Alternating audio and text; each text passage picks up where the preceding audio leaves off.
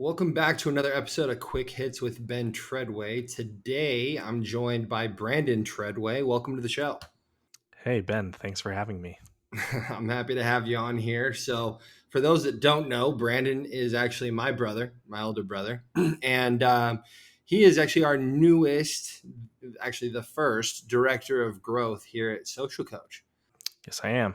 Excited to have you on. And so, because you're new and because you're mainly focused on growing business and marketing, I wanted to pick your brain about a couple things, specifically when we talk about social media, when we talk about visibility, when we talk about growing people's pages. So, talk to me first.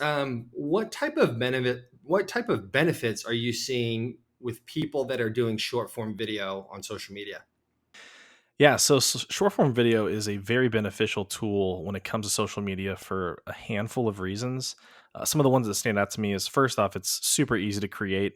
It's something you can, with cell phones now, you can essentially just pull out your phone and create a video answering a question that heard in a conversation with someone. The next is, it provides higher engagement. Those videos tend to do really well, especially the shorter videos. And so, if you're able to create these kind of short form videos, they are watched more frequently and they're easy to share. It's also real easy on these platforms to find a target audience. And one thing that I love about short form video is that you can use it in just about any channel. People can use it in email. You can use it on social, of course, but you can embed it in an email. You can embed it on your website. You can do a whole number of things with your short form video to kind of aid in your multi channel marketing approach. And yeah, it's a great way to get people to see you and engage with you before they ever even meet you. Yeah, I think it's interesting to see like how videos are doing compared to every other piece of content, right? Hmm. It's doing better than written content, images. It's doing better than blog posts, all that good stuff. And it's because consumers want a quick video to understand the message of the companies that they're following and the people that they're following. I guess one thing that I always get asked is like, how do I get started, or do I need to have like top notch quality videos and microphones and all these different things? There's a lot of questions around how do I begin doing social media and short form video. So, what tips would you give to people that are trying to just get started with videos? Yeah. So one thing that I've seen is that it's really common to kind of feel that there's a barrier to short form video. And most of that is that it's easier to write a post than it is to put your face on camera. But getting started is actually not that difficult. First and foremost, you want to just make sure you're keeping your audience in mind. You want to make sure that the content that you're creating has value for the people that you're trying to reach. Nothing's worse than creating content just for the sake of content. So, if you can target your content and know what people are looking for and create that, that is the first step. Second is that when you go to make your video, just keep it simple. You don't need to have fancy microphones, you don't need fancy lighting. Those things are nice, but they're not super essential. Some great videos that I've seen on TikTok and Reels are just people walking and talking, out there walking their dog and talking into their camera, right? Imagine just starting off a video with, hey, if you're looking to buy a home in the next year, this is something you need to know right now. That's a great hook and it catches people. About 1 minute is perfect. And then I highly, highly recommend everyone adding captions to their videos. Verizon Media just did a survey not too long ago. 69% of people surveyed said that they watch video without sound. So you want to make sure that you have those captions so that you're reaching people even when they can be watching your video even if they can't hear it, right? Yeah, on Facebook, I watch every video without sound. It sometimes I even for like can't even figure out how to turn on the volume, right? So I'm like, okay. So as long as it does have captions, it helps me, stay engaged. And like you said, your first sentence, your first question should be a hook that gets people to say, "Hold up, yeah, I'm gonna watch this video real quick." And so the thing I hate worse is, hey, like I was just thinking about this, and I'm like, were you actually though? Like, but something that like real quick, something that people can benefit from is just a very quick and easy hook. Something controversial, right? Grab someone's attention, like, hey, don't buy a home right now. Or hey, like, we're all going to be bankrupt in 5 years. Like, and let me tell you why. Like these things, and then you can dial it back and be like, okay, we're not actually going to be bankrupt, but XYZ, right? And go into it. So short form video is easy. Have those captions and have a hook, and it'll make it really beneficial.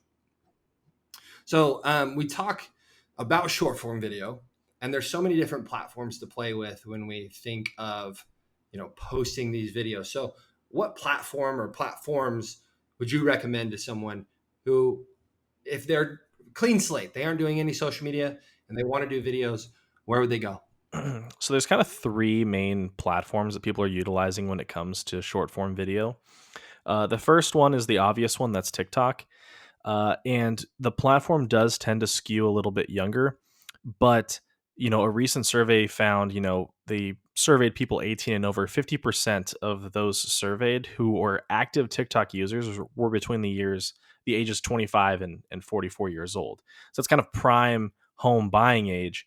Half of those surveyed who are active TikTok users, there's a lot of opportunity there. So if you're not marketing on TikTok, you're really missing a lot of opportunity.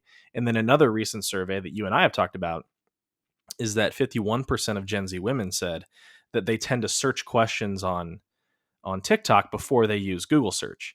It's just a platform that, because you feel like there's this kind of barrier that's kind of removed with these personalized short form videos, it feels just a little bit more trustworthy. So I always recommend TikTok.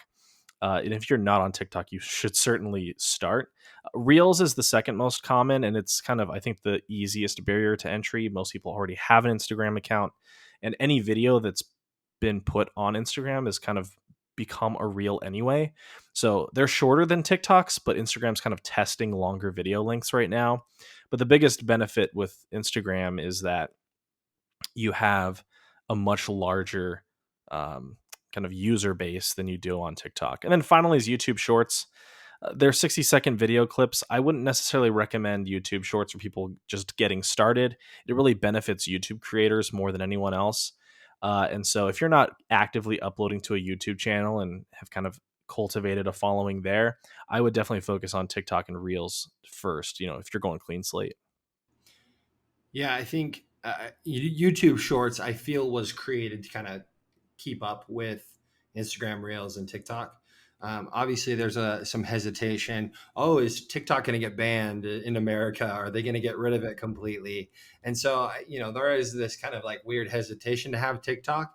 But what you said about searching things on TikTok, when you and I were in Nashville last week for the TMC conference, to find out where we were going to go eat, I searched places to eat in Nashville on TikTok, and we got video reviews of the best food in TikTok. Like in the palm of my hand, I was able to have multiple video reviews with pictures, images, and video talking about, hey, this is where you should go, this is why you should go there, and and then showed me how the Nashville hot chicken was all over the macaroni and cheese. Like, Yeah. And think about the difference in experience there, right? There's two different experiences that you'd be getting. As someone who knows Google and Google search very, very well, had we searched best places to eat in Nashville, we would have probably gotten Yelp and TripAdvisor and a number of different places with reviews, which is fine. Those are pretty good. But by searching on TikTok, what we got was just real people that, for the most part, I would say, don't really have an incentive to lie or make up what was good or bad. But then they also gave us, hey, here's the three things that I've been living here for the last 8 years. Here's my favorite restaurant. Here are three things that I love on the menu. It also let us know that they didn't have Coke. They only had Pepsi at the restaurant we went to. Like, it's just little things like that. And it feels a lot more personal, and it feels like it really kind of scratches the itch that we were looking for.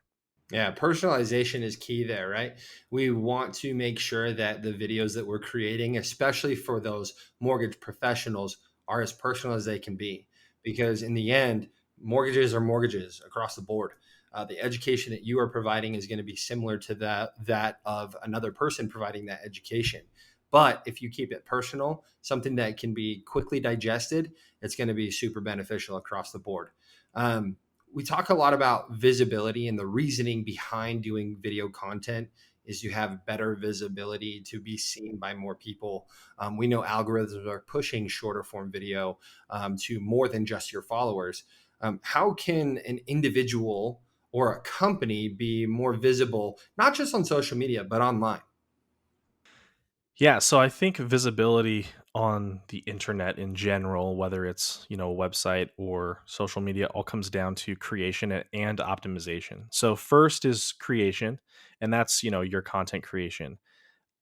You mentioned, short form video being pushed right now really heavily in algorithms. So obviously, that's where I would emphasize your content creation right now, at least for your social media, and really just trying to post about between 4 to 5 times a week on your platform, a combination of content. But again, emphasize that short form video where you can. The more consistently you post, the more consistently you'll show up in feeds. But the second is optimization, right? Uh, is your social media profile optimized for conversions? Are you directing traffic from a post to your profile to your website where you can then, have them fill out a form or whatnot? Are you creating opportunities to turn a video into an opportunity? But it's more than social, like you said, and it's your website as well. So a website that has good content and is optimized well for search engine optimization, or what is commonly referred to as SEO, is crucial. So I always recommend, if you don't have an SEO agency or specialist that you're working with, or consultant, certainly take a look into doing so. It can be very, very beneficial for your website and help you show up in the searches that you're really trying to be ranking for, and certainly improve your visibility. Awesome. Well, Brandon, we're excited to have you here at Social Coach, helping everyone with social media, being more optimized in their social media presence, and obviously these tips and tricks that you bring in to this industry are going to be very beneficial for everyone moving forward. So You bet. I'm looking forward to it. appreciate you jumping on quick hits with me, and looking forward to talking to you next. Awesome. Thanks. See ya.